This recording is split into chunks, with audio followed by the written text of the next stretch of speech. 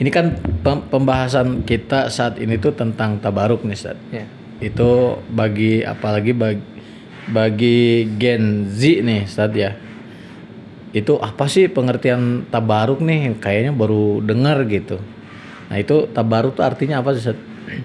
Tabaruk itu secara bahasa artinya adalah tolabul barokah. Jadi Tolabul secara bahasa dia adalah mencari berkah.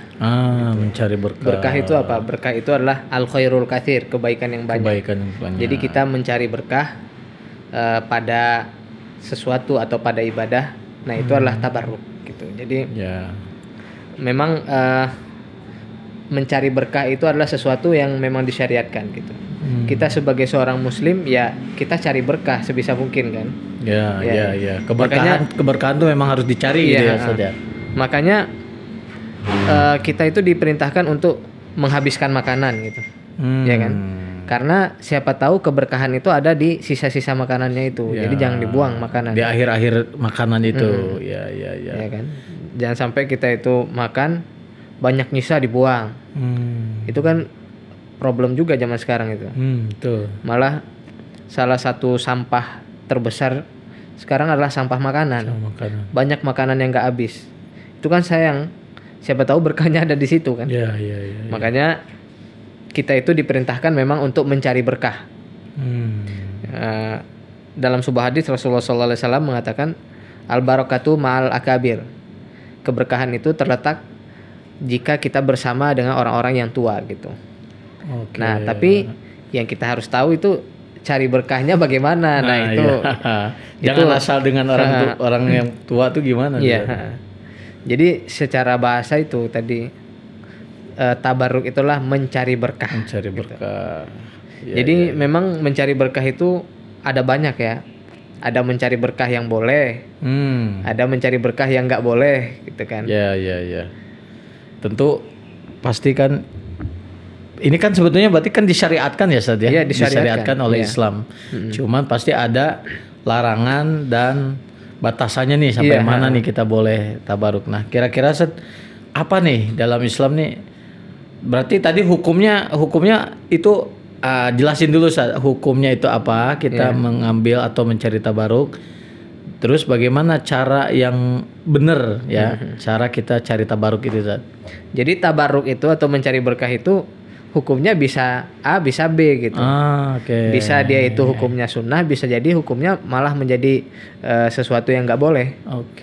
Tergantung kepada apa kita mencari berkah. Kedua, tergantung bagaimana cara kita mencari berkah gitu.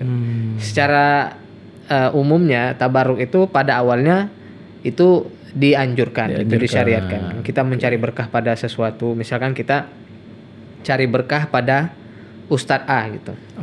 Misalkan kita cari berkah kepada ulama A, ulama tertentu.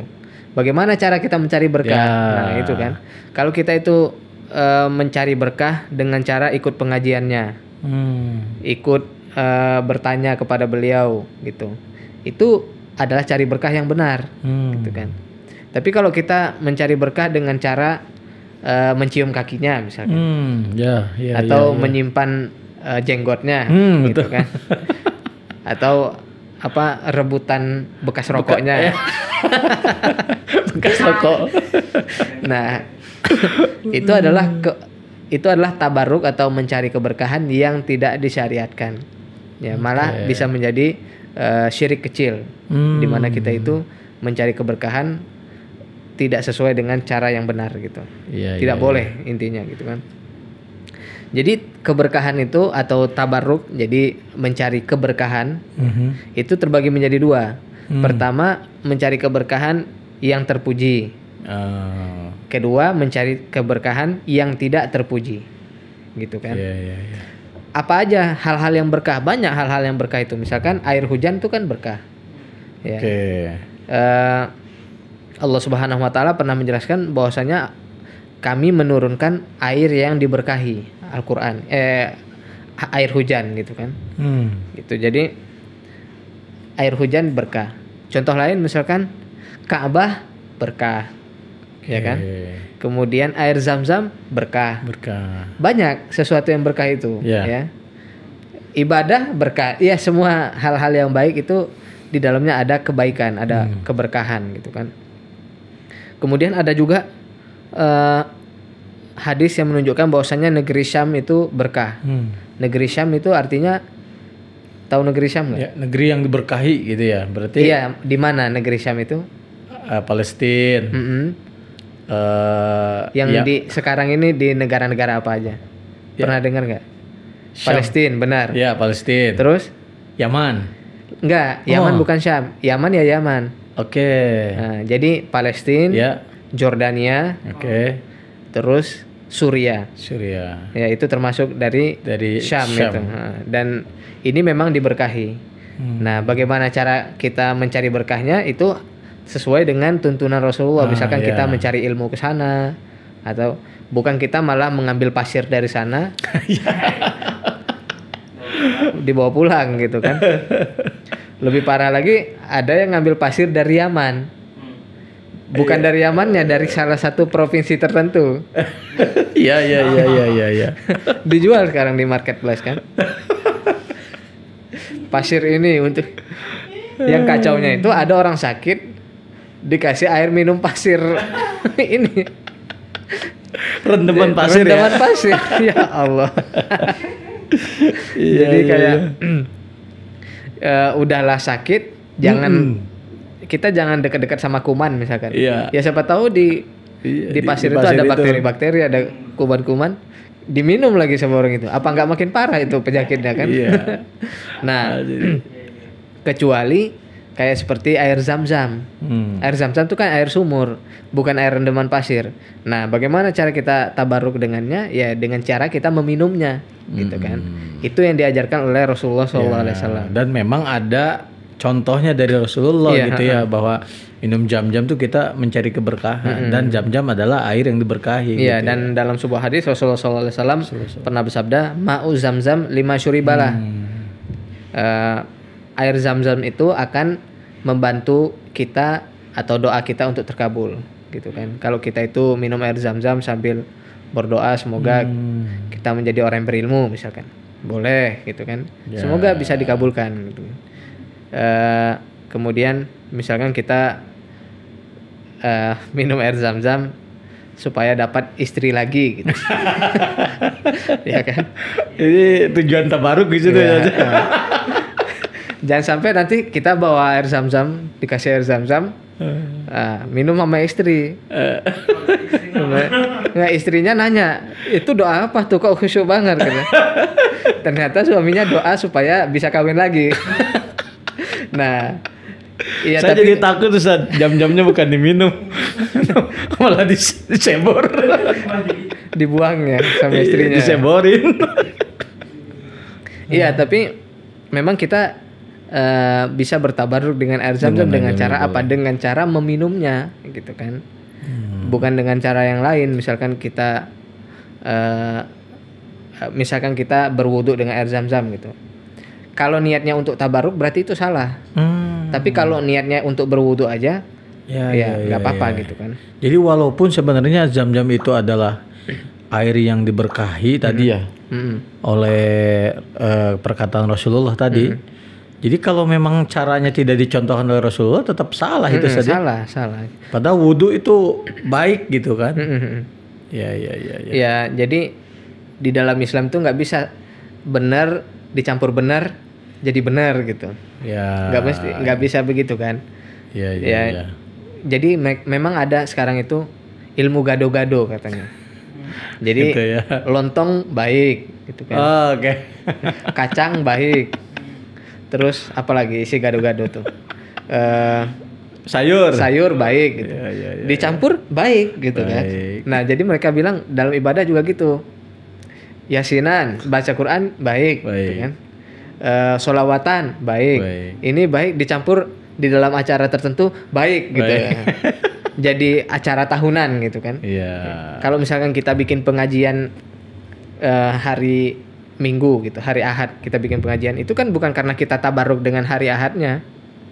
Memang waktu yang kosong itu adalah waktu hari Ahad. Waktu kosong jamaahnya. Biasanya kan jamaah tuh kerja. Ya kan? Terus ustadznya juga waktunya kosongnya di waktu itu. Nah kita bikinlah kajian di hari Ahad. Bukan karena hari Ahadnya, bukan tabaruk dengan hari Ahad gitu. Beda dengan mereka misalkan bikin acara di tanggal berapa gitu kan. Karena memang punya keyakinan tanggal itu adalah tanggal yang berkah misalkan. Ya itu nggak boleh. Karena Rasulullah SAW tidak pernah mengerjakan ibadah-ibadah tertentu di hari tersebut ya untuk mencari berkah. Gitu. Jadi kita bisa lihat dari niatnya gitu. Kalau niatnya itu memang karena ya kebetulan, ya nggak apa-apa. Tapi kalau misalkan niatnya itu karena ini adalah tanggal tertentu, nah itu baru masuk ke dalam tabarruk yang tidak boleh. Gitu. Apalagi hasil hitungan-hitungan kayak gitu saja. Iya. Ini hari sial, ini hari berkah kayak gitu ya. Itu adalah tabarruk yang pertama kan tadi, yaitu tabarruk yang dipuji atau yang disyariatkan gitu. Ada juga tabarruk yang tidak terpuji. Ada juga tabarruk yang tidak terpuji atau yang tercela gitu kan. Seperti orang tabarruk dengan kuburan para wali gitu kan. Datang ke kuburan sekarang itu, bahkan saya pernah lihat di internet, daripada kita pergi umroh mendingan kita pergi ke kuburan wali tertentu gitu.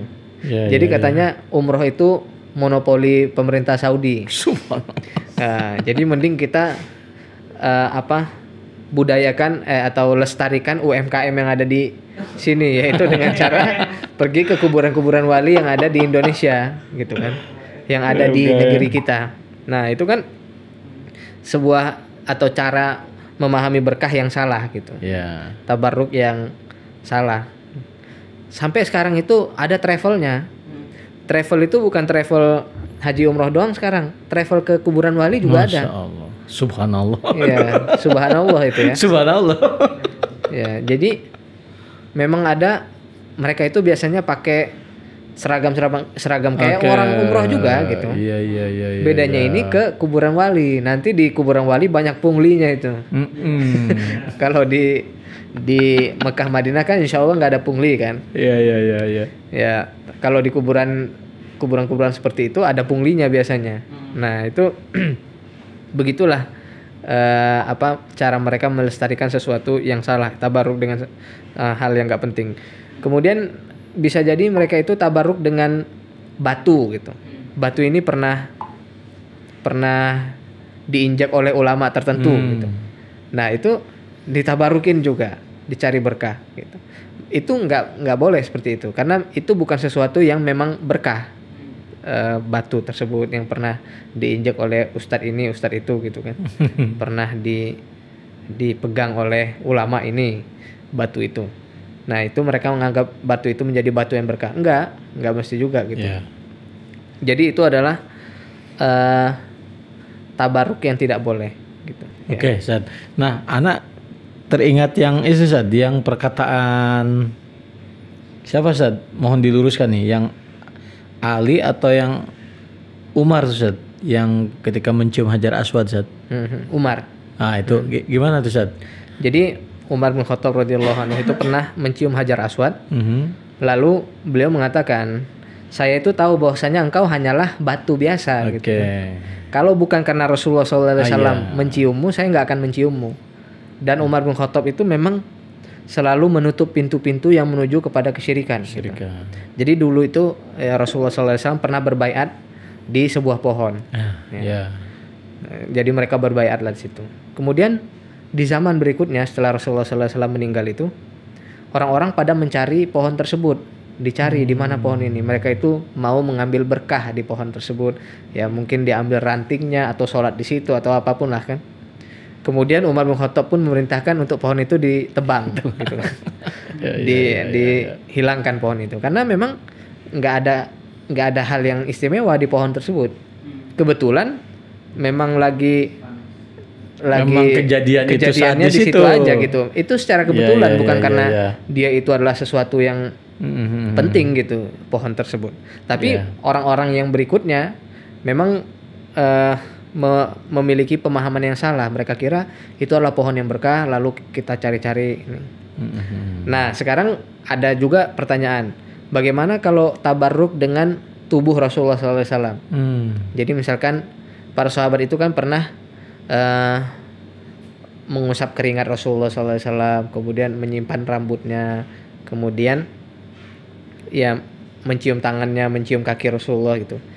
Itu memang dikhususkan oleh untuk Rasulullah SAW ya. Kenapa? Karena beliau Nabi gitu. Jadi itu kekhususan ya. Jadi ada yang dalam sebuah riwayat Rasulullah itu meludah lalu diambil oleh para sahabat gitu kan. Nah, diusapkan ke wajahnya itu nggak apa-apa karena itu khusus untuk Rasulullah SAW.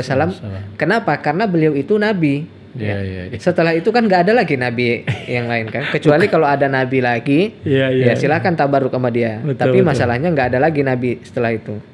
Jangan lantas ludahnya si Farid kita ambil gitu.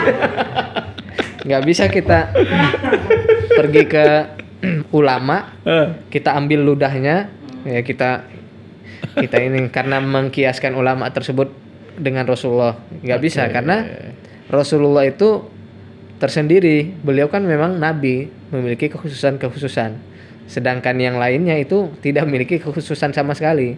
Jadi nggak bisa kita tabaruk. Kalau misalkan kita itu bisa tabaruk dengan selain Rasulullah, tentulah para sahabat dahulu tabaruk kepada Abu Bakar, karena Abu Bakar kan khalifah itu kan artinya pengganti. Khalifah pertama, yaitu pengganti Rasulullah yang pertama.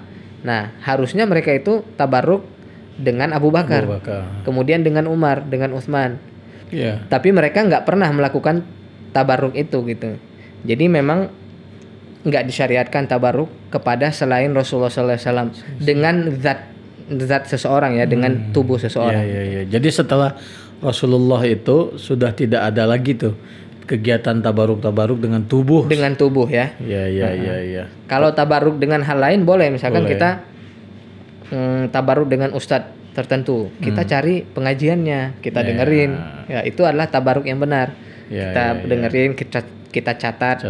Ya, kemudian kita amalkan ilmu yang sudah beliau ajarkan, itu adalah tabaruk yang benar. Bukan tabaruk yang lain-lainnya gitu. Bekas minumnya Ustaz langsung diserbu gitu loh Ustaz. Berarti itu tabaruk yang tidak terpuji itu kayak gitu Ustaz ya. Jadi saya sebenarnya pernah juga pergi ke sebuah pesantren gitu. Bertemu dengan musyrif pesantren itu di sana. Lalu kita ngobrolin agama lah. Nah, memang pesantren ini pesantren yang sana lah, orang sana kan. Dia suguhin kopi 2 gitu kan, saya dan dia. Ngopi-ngopi, saya nggak habis kopinya. Saya pulang kan, dia bilang gini, Ustadz boleh saya minum kopinya? Saya bingung, kenapa mau diminum? Nggak apa-apa, siapa tahu ada berkahnya. Nggak ada saya bilang, buang aja itu. Tapi saya pengen buang, udah dia minum duluan kan? Aduh, saya baru sadar kalau saya punya berkah kan. Rit, ada bekas minum saya di belakang. Saya mau minum nih. Jadi itu adalah cara tabaruk gitu. Jadi tabaruk yang sesuai dengan syariat itu 2 ininya, memiliki 2 ketentuan. Yang pertama adalah sesuatu itu memang ada berkahnya dan ada dalilnya, seperti air zam-zam, Rasulullah SAW, kemudian apapun lah yang ada berkahnya itu. Nah, itu adalah sesuatu yang boleh kita tabarruk. Ini pertama, yaitu memang sesuatu itu ada berkahnya. Kemudian yang kedua adalah cara mengambil berkahnya sesuai dengan Rasulullah SAW. Misalkan dengan air zam-zam, ya cara yang diajarkan Rasulullah apa? Kita minum. Ya udah, kita cara tabaruknya adalah dengan minum gitu. Ya, kemudian Rasulullah mengatakan keberkahan bersama ulama gitu, atau bersama orang-orang yang tua di antara kalian. Cara mencari berkahnya bukan dengan cara kita bersujud-sujud kepada mereka, enggak, tetapi dengan cara kita itu mendekati mereka dan mengambil ilmunya. Ya, karena orang tua itu antara 2. Ya, orang tua. Pertama, bisa jadi dia alim ulama, orang tua itu. Orang tua bisa jadi memiliki ilmu, banyak ilmunya. Bisa jadi misalkan ustadz yang udah tua gitu kan. Nah itu kan banyak ilmunya, kita bisa cari ilmunya. Kedua, kalau dia itu bukan orang yang berilmu, orang awam, orang tua itu adalah orang yang bijaksana. Jadi antara dua aja orang tua ini. Pertama, bisa jadi dia banyak ilmunya. Kedua, bisa jadi dia banyak kebijaksanaannya. Kenapa dia bijaksana? Karena dia sudah banyak mengalami asam garam kehidupan. Ya, dia banyak pengalaman, pernah jatuh terus bangkit lagi, terus jatuh lagi bangkit lagi. Siapa yang tahu tentang kehidupan dia kan? Misalkan ada orang tua yang kaya raya gitu. Ya dulunya belum tentu dia kaya raya kan. Betul. Bagaimana cara dia hidup? Ya, mencapai itu itu segala halnya. Nah jadi kita bisa mendekati orang tua untuk mengambil, bisa jadi kita mengambil ilmunya atau kita bisa bisa juga kita mengambil kebijaksanaannya atau ilmu dunianya gitu kan. Karena mereka insya Allah adalah orang yang bijaksana gitu. Nah jadi cara untuk bertabaruknya itu harus sesuai dengan apa yang diajarkan oleh Rasulullah Shallallahu Alaihi Wasallam gitu. Misalkan di saat sudah lama tidak hujan, Rasulullah itu ketika hujan beliau keluar untuk supaya kena air hujan. Ya kita bisa tabaruk seperti itu gitu kan. Nah, atau dengan cara-cara lain lah. Yang penting yang diajarkan oleh Rasulullah Shallallahu Alaihi Wasallam. Iya. Nah, berarti seberapa pentingnya nih saat kita itu belajar atau mengetahui tentang tabaruk di generasi sekarang ini saat gitu? Ya karena ini sangat penting sekali karena memang tidak memiliki ilmu tentang hal ini bisa menjerumuskan kita ke dalam syirik kecil ya. Karena tabaruk atau mencari berkah dalam sesuatu yang tidak berkah atau kita itu mencari berkah dengan cara yang tidak sesuai dengan ajaran Rasulullah SAW, dia bisa jatuh kepada syirik kecil. Kenapa syirik kecil? Karena dia itu bisa menjadi wasilah kepada syirik besar. Karena kalau misalkan ada orang yang ulama ulama kita bertabaruk dengan dia, kita minum bekas minumannya, kita hisap bekas rokoknya gitu kan. Bisa jadi dia itu akan menjadi orang yang sombong gitu nantinya. Ya. Dan bisa jadi pengikut-pengikutnya itu menjadi orang yang mengkultuskan dia gitu kan. Semakin mengkultuskan lama-lama ketika dia meninggal bisa jadi menjadi sesembahan baru yang menjadi perantara antara dia dengan Allah Subhanahu wa taala. Ini kan sama seperti yang dilakukan oleh umat-umat terdahulu gitu. Jadi mereka itu awalnya cuman ngefans. Awalnya cuman suka sama ustadz tertentu gitu kan. Makin lama makin itu lama-lama dia berdoa, "Wahai ustadz," kalau dia sudah menyeru ustadz ini yang udah ada di kuburan itu, dia menyeru, "Wahai ustadz, tolong sampaikan." Berarti dia sudah berdoa kepada ustadz tersebut gitu. Sudah meminta ya kepada sudah meminta gitu. Selama dia sudah meminta itu sudah masuk ke syirik besar. Gitu kan. Kalau dia itu masih memintanya kepada Allah tapi melalui ustadz ini, ya Allah melalui ustadz ini, itu masih syirik kecil. Tapi kalau dia itu sudah memintanya langsung ke ustadz ini untuk menyambungkan sampai Allah Subhanahu wa taala, nah itu yang menjadi syirik besar. Jadi memahami tentang tabaruk ini sangat penting agar kita tidak terjerumus ke dalam syirik kecil. Siap Ustaz, begitu pentingnya kita nih untuk generasi muda ya, terutama Gen Z nih untuk mempelajari tentang tabaruk itu apa. Jangan sampai kita mencari keberkahan dengan cara-cara atau sesuatu yang tidak pernah dicontohkan oleh Rasulullah Shallallahu Alaihi Wasallam. Akhirnya kita tadi jadi terjerumus ke dalam syirikan gitu ya Ustaz ya. Nah tadi kan saya belum menjelaskan tentang tabaruk yang tidak disyariatkan atau yang tercela. Saya kan belum menjelaskan tentang tabaruk yang tercela kan. Apa ininya, apa definisinya atau apa ketentuannya. Ketentuannya adalah kebalikan dari yang tadi. Yaitu yang pertama, dia itu bukan tempat yang diberkahi atau bukan sesuatu yang diberkahi, tapi kita anggap dia berkah. Nah, kalau tadi kan dia adalah sesuatu yang memang berkah gitu. Berkah. Yang kedua adalah dia memang berkah, tapi cara kita mengambil berkahnya tidak sesuai dengan cara Rasulullah Shallallahu Alaihi Wasallam. Jadi misalkan Ka'bah itu kan tempat yang diberkahi. Nah, tapi kalau kita menggunting kiswah Ka'bah, kita bawa ke rumah gitu misalkan, supaya selamat dunia akhirat. Nah, ini adalah tabaruk yang yang tidak disyariatkan atau ini adalah tabarruk yang tercela gitu. Karena caranya tidak sesuai dengan cara Rasulullah SAW walaupun tempatnya itu berkah gitu. Tapi caranya yang salah. Boleh nggak kita mencium Ka'bah? Tergantung niatnya. Kalau kita itu mencium Ka'bah hanya untuk mencium bau Ka'bah bagaimana ya? Wangi pasti. Itu boleh. Tapi kalau kita mencium-cium Ka'bah selain Hajar Aswad ya. Nah, untuk tabarruk, untuk ini, untuk itu, nah ini masuk ke dalam tabarruk yang tercela. Karena Rasulullah SAW tidak pernah melakukan hal itu. Ya. Walaupun Ka'bah itu jelas itu adalah tempat yang diberkahi. Ya. Tapi yang dicium oleh Rasulullah apa? Kan Hajar Aswad ya. Maka kita mencium Hajar Aswad. Karena itu adalah tabarruk yang benar gitu kan, yang diajarkan oleh Rasulullah. Tetapi kalau kita mencium dinding Ka'bah dicium-cium gitu kan.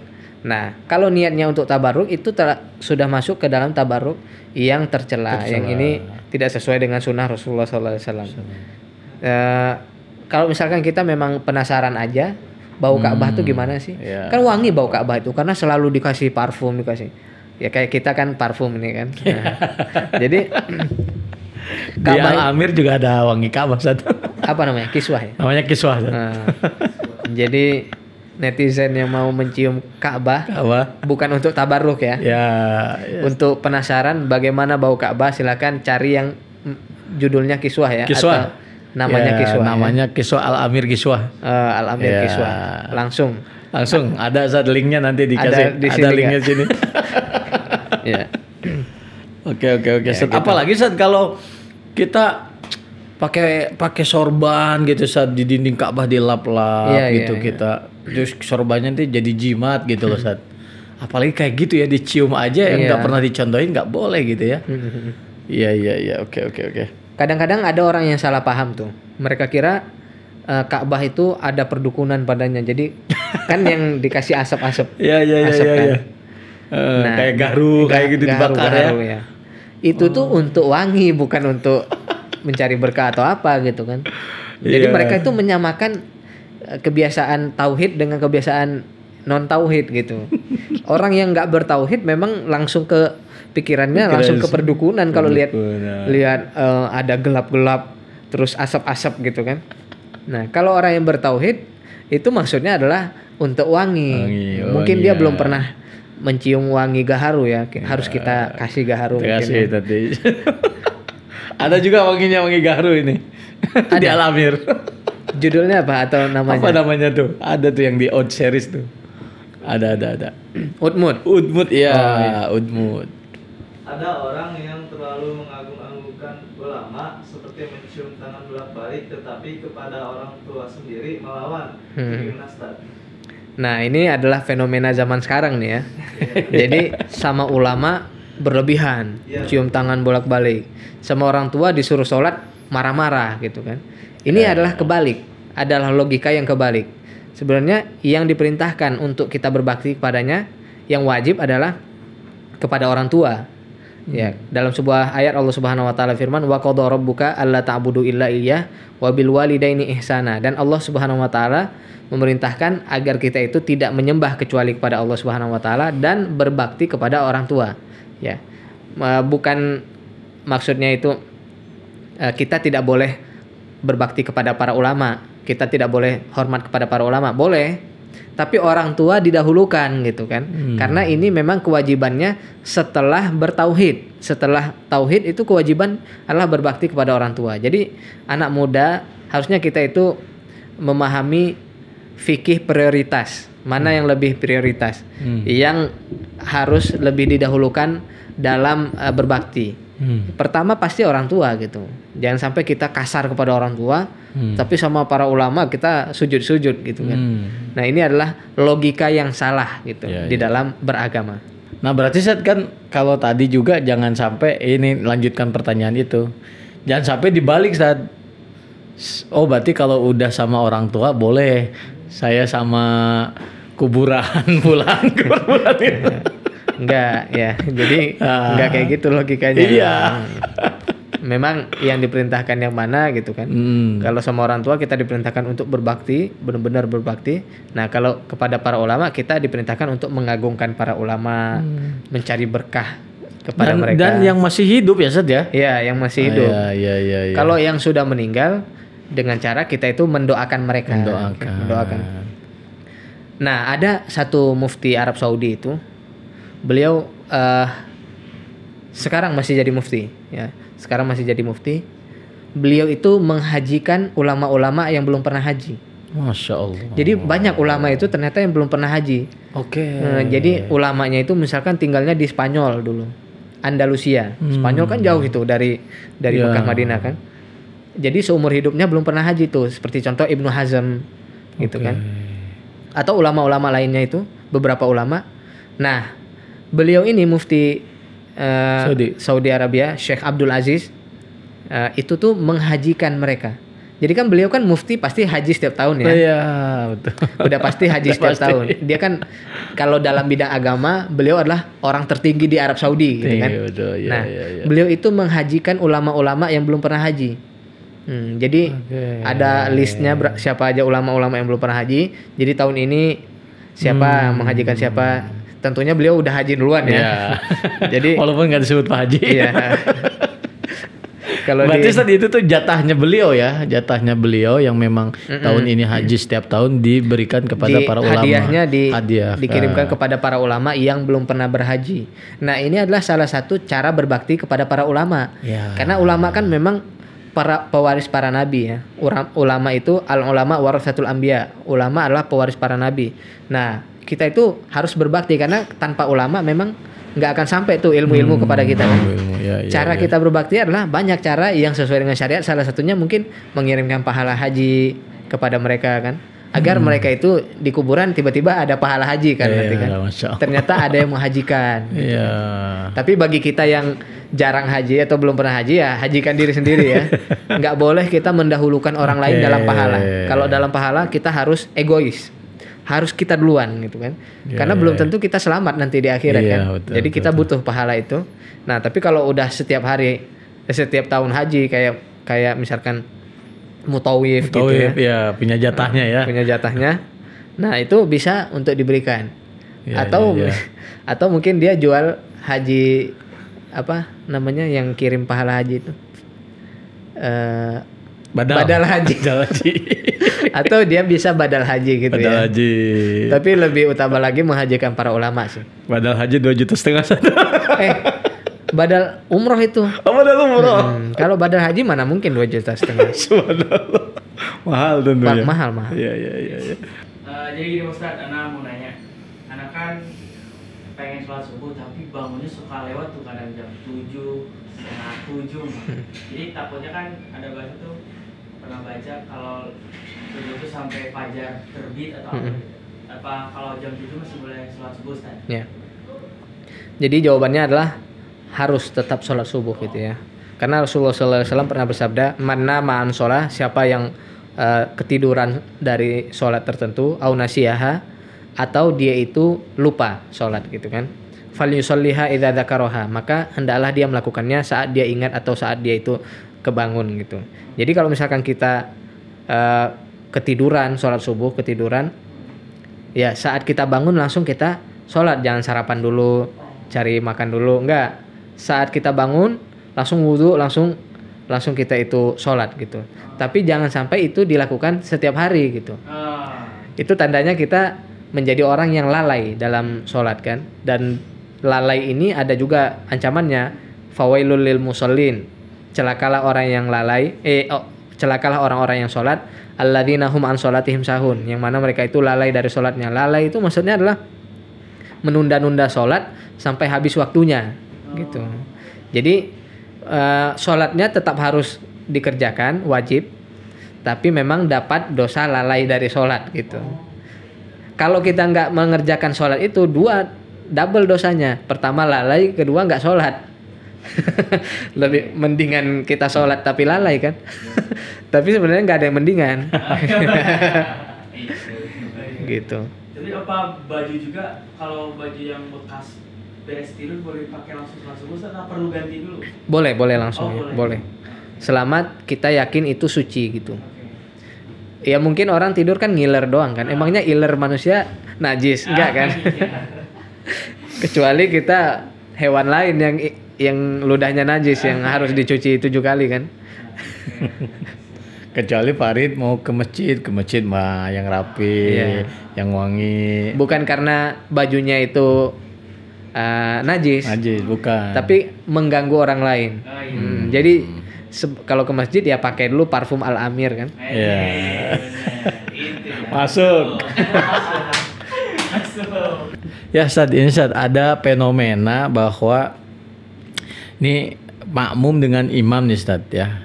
Nah ini ada pertanyaannya, fenomenanya gini, kapan sih si makmum nih ngikutin gerakan imam ya? Apakah misal si imam itu mau ruku nih, Allahu Akbar, atau pas sami Allahu liman hamidah itu pas imam mengatakan sami Allah kita ikut berdiri, atau sempurnakan dulu berdiri baru kita ikut di setiap apapun gitu, ruku, sujud semua, atau gimana Ustaz? Yang benar adalah biarkan imam itu selesai dulu melakukannya. Gitu. Misalkan udah takbiratul ihram, baru kita takbiratul ihram. Kemudian sudah sujud baru kita sujud gitu. Jangan sampai kita itu sama dengan imam atau malah mendahului imam. Kadang-kadang kita buru-buru kan.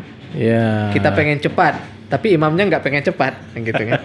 Nah, dalam sebuah hadis Rasulullah SAW pernah bersabda, tidakkah takut orang-orang yang mendahului imam, di mana wajahnya itu bisa dirubah menjadi wajah keledai. Gitu. Itu kan ancaman. Kalau anak zaman sekarang kan nggak mudah percaya kan, nggak mungkin lah. Jangan main-main. Ya. Betul. Siapa tahu nanti benar-benar jadi muka keledai gimana kan? Viral nanti.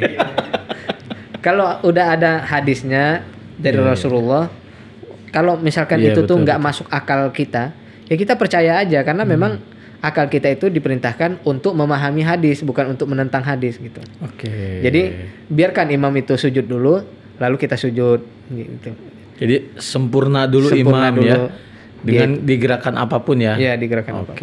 Oke, Ustaz, ini pertanyaan dari teman-teman tuh ini Ustaz, apa bedanya tuh silaturahmi sama ukhuwah?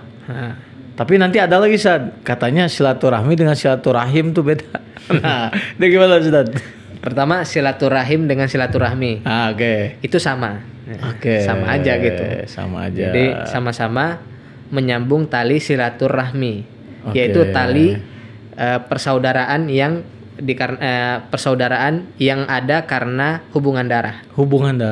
Silaturahim itu adalah tali persaudaraan yang disebabkan oleh darah. Gitu. Misalkan kita sama paman kita, atau sama sepupu, atau sama adik kandung, atau sama orang tua, itu kan ada hubungan darah secara langsung. Nah itu adalah silaturahim. Atau silaturahmi. Ya, boleh, bebas. Nah, adapun silatul ukhuwah itu adalah menyambung tali persaudaraan yang tidak ada hubungan darahnya. Yang mana kita itu sama-sama beriman kepada Allah Subhanahu wa taala. Jadi selama kita itu sama-sama beriman atau sama-sama Islam ya, maka kita itu adalah saling bersaudara. Dalam sebuah ayat Allah Subhanahu wa taala firman, innamal mu'minuna ikhwah. Sesungguhnya orang-orang yang beriman itu adalah saling bersaudara. Saudaranya itu maksudnya adalah saudara seiman. Ya kan? Nah, yang ancaman siapa yang memotong silaturahmi kan banyak ancaman. Itu untuk yang ada hubungan darahnya. Ikatan darah. Karena memang ada ikatan tersendiri yang lebih khusus karena darah. Ikatan spesialnya itu darah ya. Jadi kalau misalkan kita sekarang ini kita sedang silatul ukhuwah. Ya, kecuali misalkan Pak Miftah dengan sepupunya bertemu ngopi bareng, itu namanya silaturahmi. Ya, silaturahmi atau silaturahim. Gitu. Jadi kalau sama teman kantor nih ya ketemu itu namanya silatul ukhuwah. Kecuali kalau di kantor itu ada bapak dan anaknya. Nah, itu. Iya kan? Itu silaturahmi. Itu silaturahmi. Iya.